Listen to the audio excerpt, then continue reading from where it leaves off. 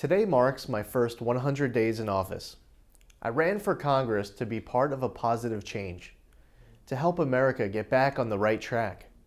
We must grow our economy and create more good-paying private sector jobs, strengthen our nation's foreign affairs and veterans affairs, and improve America's immigration, healthcare, and education policies.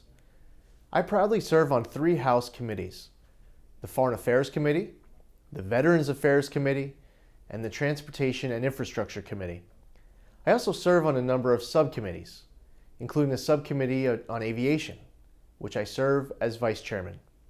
As a member of the House Foreign Affairs Committee, I've been focusing on the very serious threats that exist to our national security and those of our allies. This is important now more than ever, with the growing threat of state sponsors of terrorism like Iran and radical Islamic extremists like ISIS. I serve on the Middle East and North Africa Subcommittee, the Terrorism, Nonproliferation, and Trade Subcommittee, and I co-chaired the House Republican Israel Caucus. Serving on the Transportation and Infrastructure Committee has given me leverage with some of my top priorities, providing jurisdiction over many federal agencies that play a direct role in the issues we face here on Long Island, including the protection of our shoreline and fishing industry, our ongoing Superstorm Sandy recovery, and the helicopter noise challenges and air traffic controller consolidation. One of the issues I've been working very closely on is the persistent issue with helicopter noise on the East End. Summer after summer, residents have been faced with a rising quality of life disruption. My team and I are working hard to pursue an immediate solution, joining with local elected officials and community groups from all across the East End. As a member of the Veterans Affairs Committee, I've also been focusing on improving the quality of life for our veterans. I'm proud to report that my first 2 bills were both aimed at helping our veterans. The first bill I introduced, H.R. 1187, would eliminate the loan limit, or the maximum guarantee amount of a loan that the VA can guarantee for a veteran.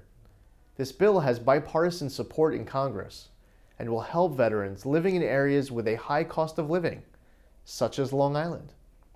The second bill I introduced, H.R. 1569, would require the VA to pay accrued benefits to the estate of a deceased veteran, therefore holding the VA accountable and not allowing them to drag their feet on benefit payouts. There's still much more that can be done to improve the quality of life for our veterans, from healthcare to disability claims, to memorial services, to education and training.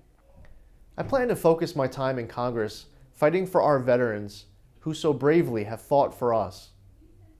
I recently introduced my first amendment, the Zeldin Amendment, which would allow states to withdraw from Common Core without penalty.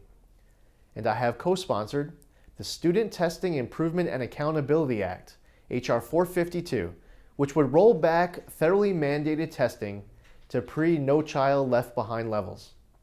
My district office staff is also available to assist with constituent services. Our phone number is 631-289-1097. My website is zeldin.house.gov. You can visit my website to find important information and to sign up for my e-newsletter. I'm also on Facebook and Twitter as well. At this point, with 100 days in office, I would like to very sincerely tell each and every one of you that it is an honor and privilege to represent you in Washington, D.C.